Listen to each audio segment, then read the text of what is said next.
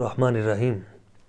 معزز احباب، ایک دن نبی اکرم صلی اللہ علیہ وآلہ وسلم حضور بازار میں تشریف لے گئے تو ایک صحابی رسول گندم بیچنے کے لیے وہاں پہ گندم کا ایک بہت بڑا ڈھیر لگا کے بیٹھے تھے۔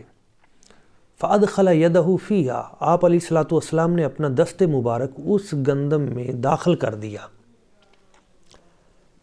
فَنَالَتْ أَصَابِعُهُ بَلَلًا، تو آپ کے انگلیوں کو پانی کی تری محسوس ہوئی۔ تو آپ نے پوچھا، یا ما ھذا یا صاحب الطعام، اے گندم سیل کرنے والے، یہ میرے ہاتھوں کو تری کیوں لگی ہے؟ یعنی گندم اندر سے گیلی تھی، اوپر سے خشک تھی۔ تو اس نے عرض کی، حضور اصابتہ السماء، یہ بارش ہوئی تھی اور اس کی وجہ سے یہ گیلی نیچے رہ گئی۔ تو حضور نے فرمایا، اگر بارش کی وجہ سے یہ گندم گیلی ہوئی ہے تو مجھے یہ بتا، یہ گیلی گندم تو نے اوپر کیوں نہیں کی؟ یعنی مراد یہ تھی کہ گاہک کو چیز دکھائی اور جا رہی ہے اور اسے بیچی اور جا رہی ہے۔ اس مقام پہ آپ علیہ الصلوۃ والسلام نے فرمایا، من غشا فلیس منی، مسلم شریف میں ایک اور مقام پہ فرمایا، من غشا فلیس منا، جس نے ملاوٹ کی اس کا ہم سے کوئی تعلق نہیں ہے۔ اب اس حدیث پاک کو میں نے پڑھا تو میں نے سوچا کہ اس صحابی رسول نے ملاوٹ تو کی نہیں تھی۔ ملاوٹ تو ہوتی ہے نا کہ دودھ میں پانی ڈالا جائے یا دیگر جو ملاوٹیں ہوتی ہیں، کیا کیا تھا؟ یعنی تھوڑی سی بے احتیاطی ہوئی، بارش ہوئی، خیال نہ رکھا، اوپر سے سورج کی وجہ سے گندم خشک ہو گئی، نیچے گیلی تھی۔ حضور علیہ الصلوۃ والسلام نے اسے بھی ملاوٹ سے تعبیر کیا اور فرمایا، نہیں، جس نے اتنی بھی ملاوٹ کی وہ ہم میں سے نہیں۔ اب دیکھیں، یہ احتیاط کے لیے حضور نے ارشاد فرمایا تھا۔ آج ہمارا جو تاجر طبقہ ہے، جس کے بارے میں اتنی خوبصورت سرکار دو عالم صلی اللہ علیہ وسلم حضور کی بشارتیں ہیں کہ التاجر الصدوق الامین مع النبیین والصدیقین والشہداء، او کما قال، کہ سچ بولنے والا امانت دار تاجر حشر کے میدان میں انبیاء، صدیقین اور شہیدوں کے ساتھ اٹھایا جائے گا، مگر ساتھ ہی وہ تاجر جو کسی مرحلے میں اپنے گاہک کے ساتھ بددیانتی اور خیانت کرتا ہے، اس کے بارے میں وعید بھی ارشاد فرمائی۔ آپ علیہ الصلوۃ والسلام حضور پہ جو قرآن مجید نازل ہوا اس میں بار بار آیا، وَأَقِیمُوا الْوَزْنَ بِالْقِسْطِ، آپ جو وزن کرتے ہو تو اس کو پورا کرو، عدل کے ساتھ کرو۔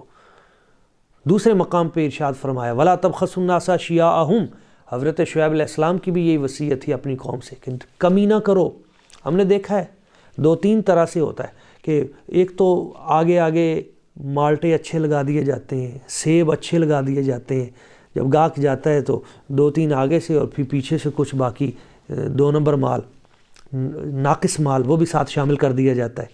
یہ بہت غلط بات ہے، یہ بھی ہیرا پھیری کی ایک قسم ہے۔ اسی طرح جو تولا جاتا ہے، آج کل میں نے دیکھا ہے بسا اوقات ریڑھیوں پہ یہ جو اینٹ کا روڑا ہوتا ہے، یہ شو کر دیا جاتا ہے کہ یہ آدھا کلو پیمانے کا ہے، حالانکہ اس کا وزن کم ہوتا ہے، اس میں ہیرا پھیری ہے۔ جو پیمانہ ہوتا ہے اس کے اندر کچھ چیزیں ایسی لگا دی جاتی ہیں کہ اس کا وزن بڑھ جائے، یہ بہت غلط بات ہے۔ قیامت والے دن یہ انتہائی نقصان ہوگا۔ آپ علیہ الصلوۃ والسلام نے فرمایا، قال رسول اللہ صلی اللہ علیہ وسلم للوازن، حضور نے وزن کرنے والے سے ارشاد فرمایا، زن ورجہ، کہ جب تو کوئی چیز تول کے دے تو کوشش کر کے وہ چیز زیادہ دے، اپنی طرف سے گاہک کو کچھ زیادہ دے، اس کی برکت بھی حاصل ہوگی، اس کی برکت بھی حاصل ہوگی اور آپ کا تجارت کا مال، لوگوں کا اعتماد بھی آپ پہ زیادہ جمے گا اور آخرت کی اور دنیا کی برکت بھی شامل ہوگی۔ اور حضرت فضیل بن عیاض، آپ نے اپنے بیٹے سے پوچھا جو تجارت کرتا تھا کہ تو یہ پیمانے کو صاف کیوں کر رہا ہے، رگڑ کیوں رہا ہے؟ اس نے عرض کی، ابا جی یہ جو پیمانہ ہے نا، یہ جس سائیڈ کو میں رگڑ رہا ہوں یہ گاہک والی سائیڈ ہے، یہاں میں مال دیتا ہوں، میں ڈرتا ہوں کہ اس میں مٹی نہ جمع ہو جائے اور وہ چیز جو ہے قیامت والے دن میرے کھاتے میں نہ ہو۔ تو حضرت فضیل بن عیاض عظیم ولی، آپ فرماتے ہیں کہ یہ جو تو کام کر رہا ہے یہ 20 حج کرنے سے بھی افضل ہے۔ تو یہ ناپ تول احتیاط کے ساتھ کرنا یہ بڑی ایک ذمہ داری ہے، اور قرآن مجید کی سورہ المطففین اس کا مطالعہ ضرور کیجئے۔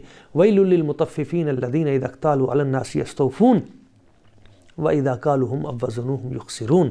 ان لوگوں کے لیے تباہی ہے، ان لوگوں کے لیے ویل ہے جو ناپ تول میں کمی کرتے ہیں، لوگوں سے لیتے ہوئے تو مال پورا لیتے ہیں، مگر جب لوگوں کو مال دیتے ہیں تو اس وقت کمی کرتے ہیں، ہیرا پھیری کرتے ہیں۔ تو اس سے بچنے کی ضرورت ہے۔ جو افراد یہ کام کرتے ہیں وہ عذاب الہی کو دعوت دیتے ہیں، اور آج ہمارے ملک پہ اور اس طرح کے یہ مختلف جو پریشانیاں ہیں، شاید اس کی بہت سی وجوہات میں ایک وجہ یہ بھی ہے۔ اللہ کریم کی بارگاہ قدس میں دعا ہے کہ وہ ہمیں تجارت اسلامی اصولوں کے عین مطابق کرنے کی توفیق عطا فرمائے۔ بہت شکریہ۔